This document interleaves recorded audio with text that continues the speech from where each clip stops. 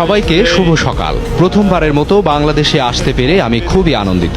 এই সফরটা আমার জন্য খুবই গুরুত্বপূর্ণ। দেখুন, বাংলাদেশ এখন বিশ্ব ফুটবলের রাজধানী। কারণটা খুবই পরিষ্কার, ফিফা সভাপতি এখন ঢাকায়। আর সম্প্রতি বাংলাদেশ ফুটবল দলের পারফরম্যান্স সত্যিই চোখে পড়ার মতো। বাফুফে সভাপতি কাজী সালাউদ্দিন ও ফিফার কাউন্সিল মেম্বার মাহফুজা আক্তার কিরণের প্রশংসা করে ইনফান্তিনো জানান, এ সফরে এশিয়া অঞ্চলের ফুটবল উন্নয়নের পাশাপাশি ফুটবলের ইতিবাচক নানা দিক নিয়ে তাদের সঙ্গে আলোচনা হবে। দেখুন, খেলাধুলার দিক দিয়ে বাংলাদেশ অনেকটাই এগিয়ে যাচ্ছে। এখানকার মানুষ বেশ ক্রীড়াপ্রেমী। আশা করছি এশিয়া অঞ্চলের ফুটবল উন্নয়নে বাফুফের সঙ্গে আলোচনা ফলপ্রসূ হবে।